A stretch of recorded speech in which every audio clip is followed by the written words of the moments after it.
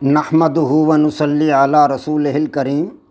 عزیزان محترم، میں Muhammad Aslam Dodi, chairman liberal party Pakistan, آپ سے مخاطب ہوں اور آپ دیکھ رہے ہیں liberal party Pakistan YouTube channel. عزیزان محترم، آپ کو پتہ ہے کہ اس چینل کے توسط سے آپ کے سامنے لبرل پارٹی پاکستان کا منشور بیان کیا جاتا ہے، اور میں اسی مقصد کے لیے وقتاً فوقتاً آپ کے سامنے اپنے خیالات کا اظہار کرتا رہتا ہوں۔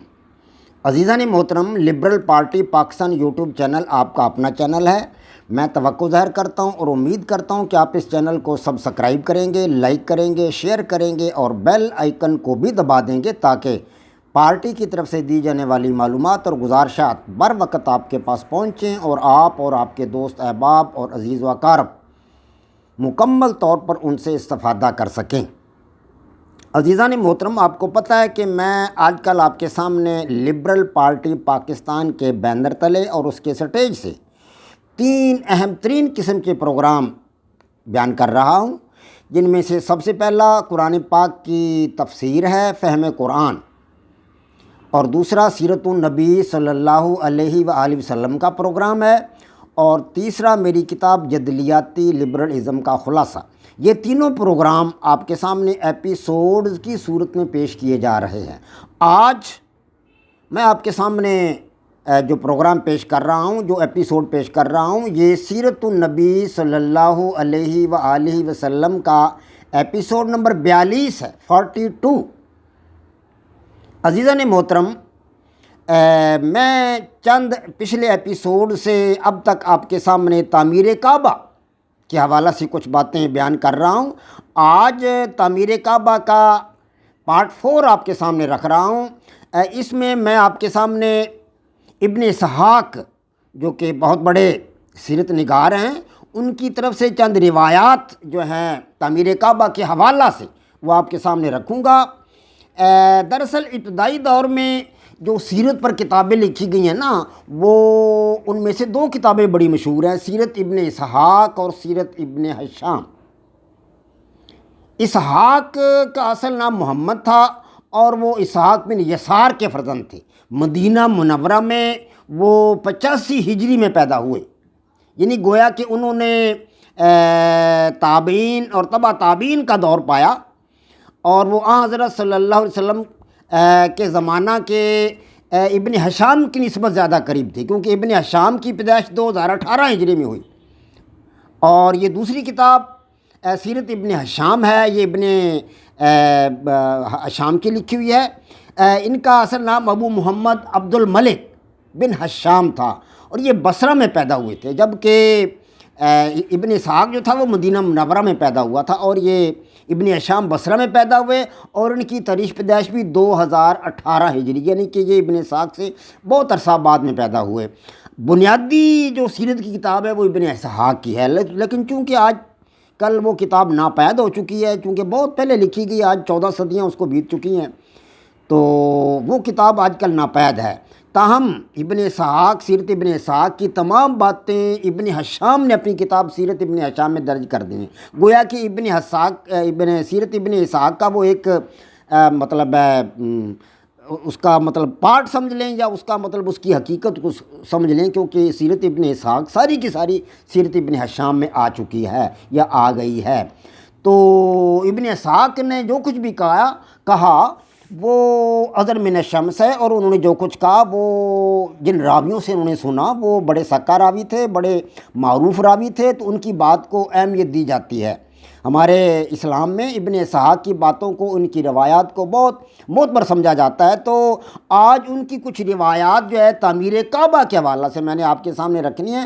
تو ابن اسحاق نے ہمیں یہ بات بتائی ہے، انہوں نے فرمایا کہ مجھ سے روایت کرنے والوں نے حدیث روایت کی ہے، اور انہوں نے کہا ہے کہ قریش کے ایک شخص نے جب کعبہ کو ڈھایا جا رہا تھا تو قریش کے ایک شخص نے 2 پتھروں کے درمیان سل کو داخل کیا، یعنی پتھر تھے، وہ پتھروں سے بنایا گیا تھا خانہ کعبہ، تو 2 پتھروں کے درمیان اس نے اپنی سل کو داخل کی تاکہ 2 پتھروں میں سے ایک کو وہ سرکا دیا جائے اور اکھاڑ دیا جائے، تاکہ مطلب باقی عمارت جو اس کو بھی مطلب دھیرے دھیرے ایسا اکھاڑنا جو ہے وہ آسان ہو جائے۔ تو یوں ہی اس نے پتھر کو مطلب پتھروں کے درمیان سل کو داخل کیا اور ایک پتھر نے حرکت کی تو پورے مکہ میں کڑاکہ ہوا۔ یہ ابن اسحاق کی روایت ہے کہ پورے مکہ میں ایک کڑاکہ سنائی دیا اور لوگ ابراہیمی اساس کو اٹھانے سے رک گئے۔ یہ روایت ابن اسحاق نے کی ہے، اور اس نے جن لوگوں سے یہ بات سنی، یہ روایت سنی، وہ بڑے سکا لوگ ہیں۔ تو اس کے ساتھ ساتھ ابن اسحاق نے اور ایک روایت بھی بیان کی ہے۔ اس نے کہا کہ مجھ سے یہ بھی بیان کیا گیا، ابن اسحاق نے کہا کہ مجھ سے یہ بھی بیان کیا گیا کہ قریش کو پتھروں سے ایک تحریر یا کتبہ ملا۔ جب وہ پتھروں کو اٹھا رہے تھے، مطلب نکال رہے تھے پتھروں کو وہاں سے، سل کے ذریعے نکال رہے تھے، ڈھا رہے تھے، تو ان کو وہاں ایک تحریر ملی، ایک کتبہ ملا۔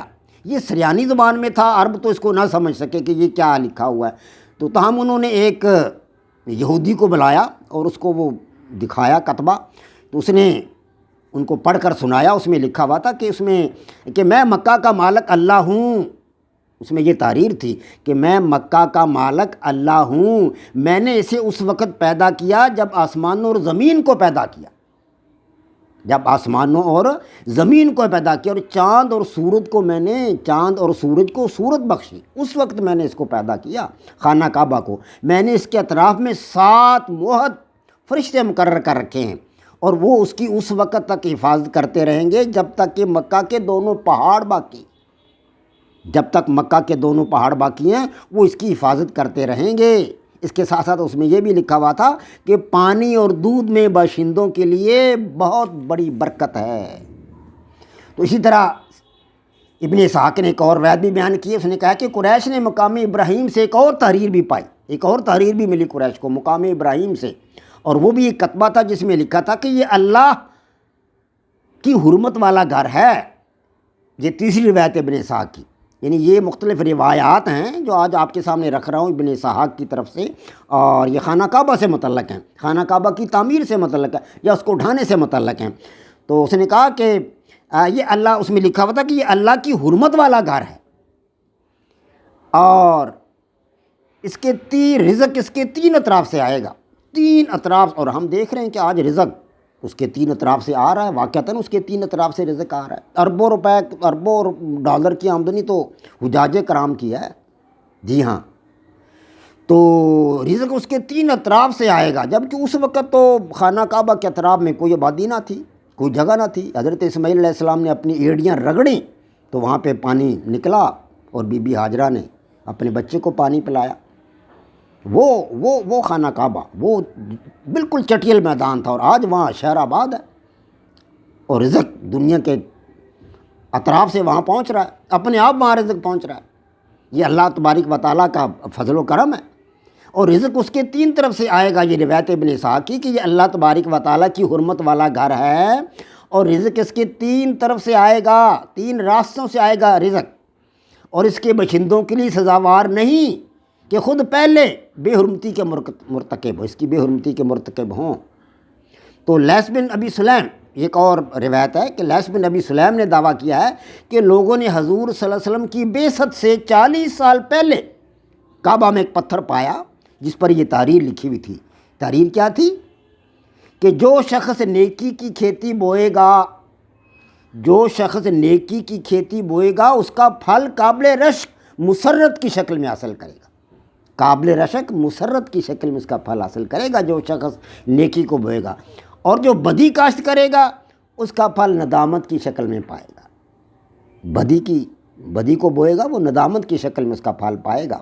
کیا تم لوگ برائیاں کرو گے اور اس کی سزا اور اس کی جزا پاؤ گے، جزا اچھی پاؤ گے؟ یہ سمجھتے ہو کہ ہم برائیاں کرتے رہیں اس کی جزا اچھی پاؤ گے، اچھی پانا چاہتے ہو؟ ہاں ایسا نہیں ہو سکتا، ببول کے پیٹ سے انگور نہیں توڑے جا سکتے۔ سبحان اللہ۔